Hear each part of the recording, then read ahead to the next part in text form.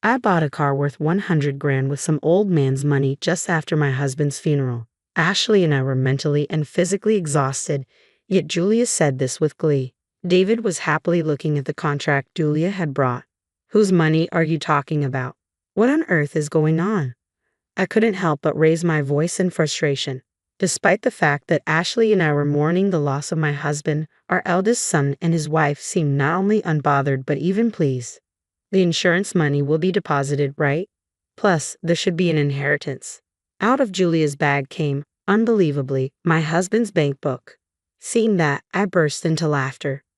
What's so funny? You're planning to use that to buy. I feel sorry for you because that bank book. My words, spoken between gasps of laughter, turned the faces of our eldest son and his wife pale. My name is Amanda Simpson. I was married to Chris and blessed with 2 children. Our eldest daughter Ashley, our eldest son David. Chris's family has been a line of doctors for generations. Both my father-in-law and mother-in-law have medical licenses. Chris had also been working hard since childhood to become a doctor. Drawn to Chris's hardworking and admirable character, which I got to know through a friend's introduction, we became a couple. Seeing Chris's dedication, our daughter Ashley also decided to pursue a career in medicine. Although Ashley wasn't necessarily academically gifted, she was diligent every day. As her mother, I was there to witness her efforts up close. I didn't force her to become a doctor. However, Chris was really pleased when she decided to become one by her own will. Mom, I got an A rating for the medical university. When she got an A rating from her dream university in high school, I couldn't help but shed tears at her success. No, it's not an acceptance yet. I still have to work hard without letting my guard down. I was genuinely happy to see her grow up to be such a kind and resilient person. But David, our eldest son, was quite the opposite. Born prematurely, David had always been frail, and I admit I might have been overprotective of him. But as David grew up, he got stronger and eventually caught up with his peers in physique. Without attending any cram school, he consistently scored perfect marks in elementary school tests. He grew up wonderfully, which was reassuring. However, the latter half of his middle school years, David started coming home with bruises every day. David, what happened to you? Those injuries. I was concerned, but David started to ignore me. They looked like bruises from fights. Maybe he got into some scuffles. He's a boy, after all. There are times like these. It's kind of a good thing in a way that he's grown up to stand up for himself. As long as he's not causing trouble for others, let him be, Chris said with a laugh. In hindsight, I should have listened to Chris and left things to some extent. However, my overprotective nature towards David made me anxious. I constantly questioned him about the fights and who hurt him, which drove him away. You're so annoying. If you ask me one more time, I'll never speak to you again. Indeed, despite Chris's advice, I kept pushing. After David's stern warning, I reflected and stopped prying. But every time one bruise healed, another appeared. All I could do was watch over him with worry. While David was certainly academically talented, he ended up spending most of his time fighting and went to a local public high school. I hoped that after he outgrew his teenage years, David would discuss his future or college plans, but he remained unchanged. Hey madam, give me some money, he demanded rudely one day. If you think acting like a delinquent makes you cool, you're gravely mistaken, Ashley retorted. Huh? What did you say? David snapped back, and it seemed like a fight was about to break out. The thought of Ashley possibly being harmed left me restless. Don't fight, please. Here, is this for lunch money? I quickly took a $50 note from my wallet and handed it to David. He clicked his tongue in annoyance and left, with Ashley glaring at him. How did it come to this? Did I spoil them too much? Every day I reflected and blamed myself. Even as his classmates began preparing for university entrance exams, David remained unchanged. Chris tried to talk to David multiple times out of concern, but David even began hurling abusive words at Chris. Well, he hasn't done anything that would involve the police, Chris would say. He has been picked up for being out late with friends more than once or twice. In the end, David neither found a job nor decided on further studies and just graduated high school. David, what are you going to do? You can do well if you study. Isn't it better to go to college now? I'm not saying you should become a doctor, but you should get a job. David wouldn't even meet my eyes when I said this. However, a year later, David, who had been jobless and staying at home, approached me. Hey, he said. I thought he might be asking for money again. But when I turned to look at him, David continued. I'm having the kid. I'm getting married. I was left speechless from the shock. David continued. But I'll start working. Can my wife and I live here? Wait, I still don't fully understand the situation. Let's discuss this with your father first. That night, Chris, David, and I had a conversation. We, as parents, came to terms with David's decision to work and his determination to welcome a child and wife. We decided to accept this new family. On the day we were to meet her, Chris, Ashley, and I waited at home. David had gone to fetch her. He's late, isn't he? I remarked. Even after the promised time of 1 o'clock, the two hadn't shown up. We worried that they might have had an accident. We tried reaching out but couldn't get in touch. Contrary to our anxiety, the two casually appeared just before 3. We're back. Wow, this place is massive. It's like a mansion. Oh, nice to meet you. I'm Julia, she said. I was taken aback by the woman David had brought home. Despite claiming to be pregnant, she wore high heels, a short skirt that seemed chilly, and had long, shimmering, pointed nails. In her hand was a plastic bag from a baby goods store, and she greeted us with surprising words. Nice to meet you. I'm David's mother. Really, you're prettier than what David described. Nice to meet you, Amanda. Her behavior lacked any semblance of manners, and I was simply stunned. Where's my room? She asked. Oh, we haven't decided yet, I replied. Okay, I'll just leave the baby stuff in the living room then. With that, Julia entered the house and headed to the living room. She then greeted Chris and Ashley with the same casual tone. The checkout line was so long. Sorry for being late. You all waited, right? Returning to the living room, Julia addressed me, Chris, Ashley, and I could only exchange glances without saying a word. Are you all nervous? Just relax, okay? Chill out. We were simply astounded by her words. We thought today was just a greeting, but Julia came in, placed a ton of luggage in the living room, and acted like she owned the place. Afterward, I greeted Julia again. She was 22 years old and apparently worked part-time at a bar. As a child, her parents divorced and she was raised by her father. However, he later disappeared, and she seems to have grown up in a children's home. I understood it must have been tough without any family, but there are kids who turn out well despite that. I don't think one's circumstances can be an excuse for rudeness. Then Ashley talked to Julia as she discussed her past. How many weeks pregnant are you now? I noticed earlier that you're wearing high heels. Your belly doesn't seem to be showing yet, but it's dangerous. I felt relieved after Ashley kindly said that. Then on Julia's behalf, David spoke up. Right, I thought the same, but Julia apparently only has heeled shoes. Buy her some, madam. Suddenly, the conversation shifted to me, and I was taken aback. Oh, don't be so surprised. You probably don't know my taste, right? If you give me money, I'll choose for myself. I was at a loss for words at Julia's lack of hesitation. Ashley shouted at the two of them. Why should Mom buy it? Why don't you, David?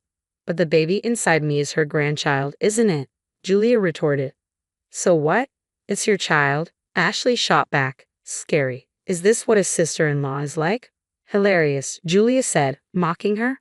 Ashley was furious at that remark, while Chris just kept silent, his mouth shut tight. What kind of attitude is this? She seems to be looking down on us even though we just met. However, we have to live together from now on. It wouldn't be wise to fight now. Over time, I believe her maternal instincts will grow and she'll change. When that time comes, she should naturally stop wearing heels and remove her nails. That's all I can hope for. Ashley, being a doctor, was particularly concerned about Julia's lack of parental awareness and said sharply, anyway, make sure you earn and buy your shoes before your belly gets large. Also, remove your nails. If you can't get a pulse oximeter on, they'll forcibly remove them. With that, she stormed out of the living room and locked herself in her room. Julia seemed to be mocking Ashley but then laughed when David said, Don't worry about her. She's just jealous because I got married before her. Then our life together began. Julia went to work but didn't help around the house. She just slept all day on her days off, using her pregnancy as an excuse. David, as he declared, started working but kept quitting after arguments and then looked for other part-time jobs.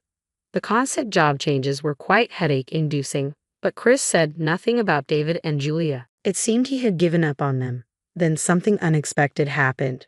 With the baby items ready and the birth of our grandchild just a month away, Chris collapsed at the hospital where he worked. Despite immediate treatment, he couldn't be saved. Even with all the challenges, I had hoped for an increase in family members. I never imagined parting with Chris before that. I was so devastated that I couldn't believe it myself, and Ashley supported me. Inspired by Ashley, I tried to act strong and managed to hold the funeral. On the morning of the funeral, I told Julia, "It's fine if you stay at home, Julia. Your belly is large and it must be hard for you." "Really? Okay, I'll stay home," she replied. In our region, it's customary not to let pregnant women attend funerals. Even without that tradition, she was about to give birth, so I said that out of concern. Julia gladly accepted my offer. It was my suggestion, and I was okay with it. But I headed to the funeral feeling a bit uneasy. David, who arrived late, seemed worried about Julia and was texting her.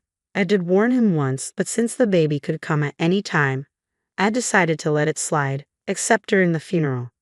After the funeral, when I got home, I was exhausted both mentally and physically. In the living room, Ashley and I were discussing dinner in a daze. Julia came down from the second floor and handed some documents to David. "Tired, huh? Did your old man make it to heaven?" she said, laughing. David laughed as well. "Might be hell," he replied. "You guys just came back from the funeral. What are you even saying?" Ashley was furious, but I didn't have the energy to get angry anymore. "Come on, Ashley, just go with it," Julia said, pointing at the documents she had given to David.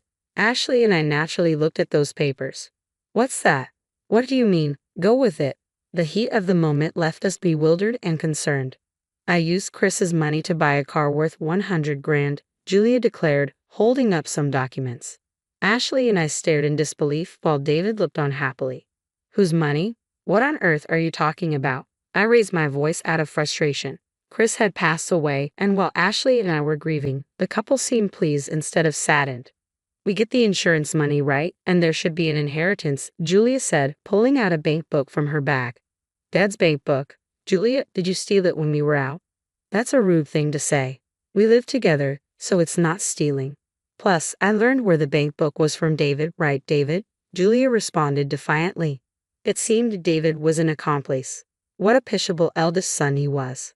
I hadn't anticipated this at all. I looked dejectedly at the bank book in Julia's hand. Chris's name was clearly written on it, but upon a closer look, I noticed something odd. When I realized the cause of the inconsistency, I couldn't help but burst into laughter. Once I started laughing, I couldn't stop. It had been a long time since I laughed so hard. Julia frowned at my uncontrollable laughter. "What's so funny? Have you lost your mind, madam?" David hurled insults at me, but I wasn't even mad anymore. All this time, I thought David was smart, but I was wrong. I felt sorry for the foolish couple. "Let's see, you wanted to buy a car, right? Have you signed the contract? Are you going to use that money? I feel sorry for you. Did you see the balance in that bank book?" Upon hearing my words, David hastily took the bank book from Julia and opened it. "What the hell? There's only $3 in here." The couple looked at the bank book in shock. Yes, that bank book was set for closure, and the balance had already been withdrawn. "This is a joke. There's supposed to be an inheritance. Where is it? And the insurance money should be deposited too." David was furious, and Julia echoed him.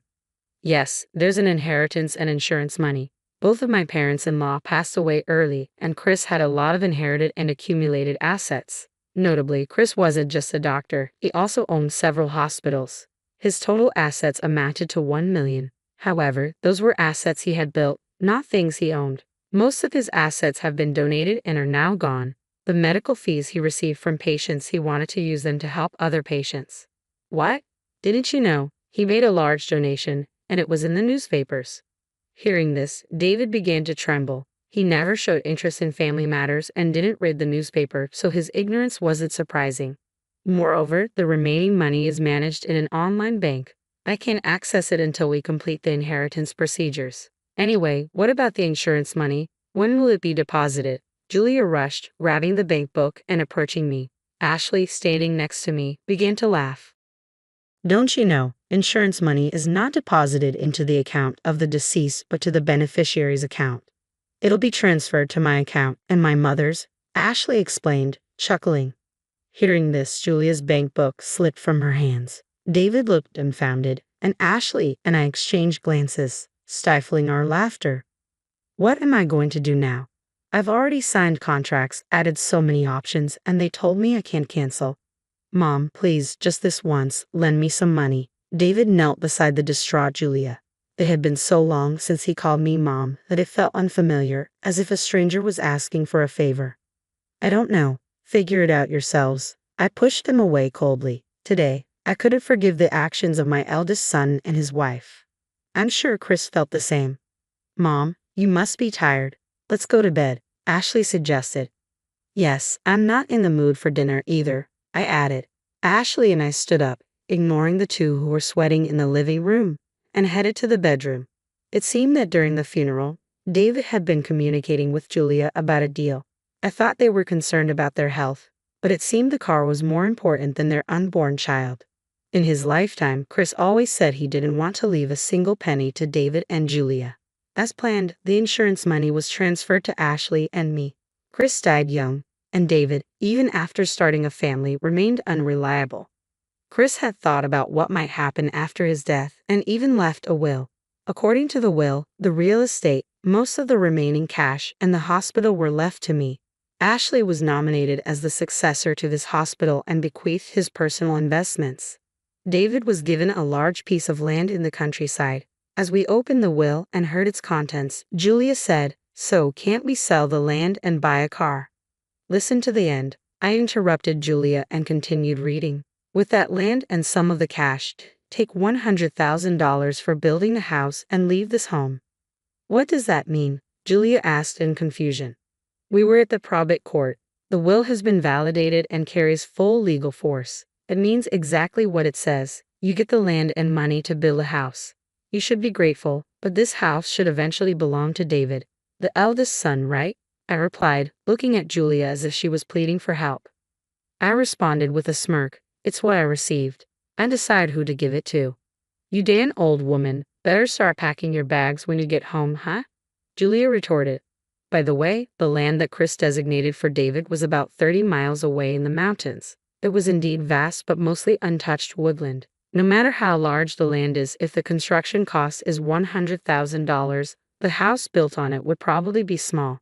I bet David and Julia, who likely had nothing, would have made a fuss about the inheritance. Whether Chris gave them the land with that in mind, I don't know, but I believe Chris created an environment where Ashley and I can live peacefully. Besides, David and Julia shouldn't even have any right to receive anything. They should be grateful for whatever they can get. A few days later, a grandchild was born. Julia's water broke in the middle of the night, and she was immediately taken to the hospital after making a call. However, due to her dropping blood pressure and the hospital being understaffed at night, Julia had to have an emergency C-section. Ashley had repeatedly told her to remove her nail extensions, but she didn't listen. Apparently, the nurse possibly removed them. No, I just got these done 3 days ago. Don't take them off, Julia. Don't move, the amniotic fluid is gushing out. They apparently had a standoff in the middle of the night. From what I heard from Ashley, this confrontation was more challenging than the surgery. I've never had fancy nails like young people do, but it seems like it was painful. It's undoubtedly a case of getting what she deserved, I thought to myself. Julia, who had been saved along with her child, could no longer stand up to Ashley and quickly became docile. She may be upset about the inheritance, but she's no longer acting superior to us. I hope she's grateful that we let her rest for the first month after childbirth, Mom, Ashley said regretfully. Can we stay here? We don't need the land or the money. No, even if you stayed here, you both only earn as much as part-time jobs and don't contribute to household expenses. I replied firmly. David's plea was met with a firm denial from both Ashley and me. Reluctantly, David went to cancel the car purchase, but he was charged a penalty fee of $10,000, which he had to pay from the $100,000 set aside for construction. Whether they were reluctant to move to the countryside or not, they considered selling the land and renting an apartment. However, the rent was too high for David and Julia's salaries, and there were no buyers for the vast woodland. They realized they had no choice but to build a house on it, as stated in the will. Desperately, they started looking for a contractor who could build a house for $90,000, but it wasn't going well. The baby is still young, so I'm letting you all stay here for now. You can leave whenever you want, okay? I told David, who fell silent at my words. A week later, they found a construction company, but all they could afford was a small prefabricated hut. I didn't expect Julia to keep it clean, so even a small house should be fine. I told the couple who were preparing to move. You'll need to decide on daycare, so until you're settled, I can take care of the baby. You both should become independent as parents first. You're taking our child, you monster, Julia exclaimed angrily, but David stopped her. With just my earnings, it's impossible to support the two of them. Let's leave our baby here until things settle. No way, I'll divorce you then, Julia threatened. Even if you do, you still won't have a home, I interjected calmly. It seemed David was finally facing reality, desperately trying to convince the furious Julia. Then don't make it come to that, I said. I didn't say I'd take her away. If you can, take her with you. When I snorted and said this, Julia bit her lip in frustration and quieted down. She must have realized that she had no choice but to temporarily part with her baby. Afterward, the couple quietly packed their things and left. I did feel sorry for the baby, however, having parents like that might not make much difference. Of course, if they changed their ways, it would be best for the baby to be raised by her own parents. But I couldn't help but think that the baby might be happier being raised by Ashley and me. David and Julia, who moved to their new land, contacted us almost every day. If it was about the granddaughter, I was happy to reply. But all they ever asked for was money. When ignored, they sent pictures of bread for dinner. Seeing this, Ashley laughed. Even if they ruin their health, they won't be able to afford medical bills. In the countryside, a car is essential, I commented.